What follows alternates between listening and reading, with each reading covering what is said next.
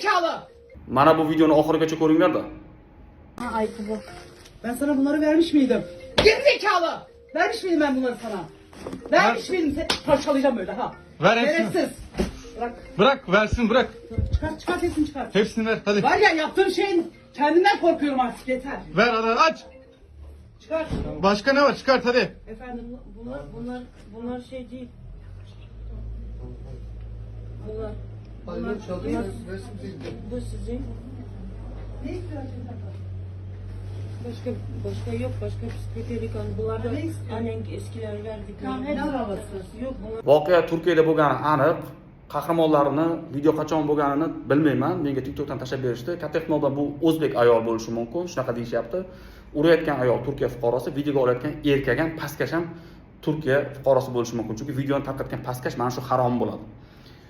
Videoga olishini sababi bu o'zbek ayol blankida ishlagan bo'lishi mumkin.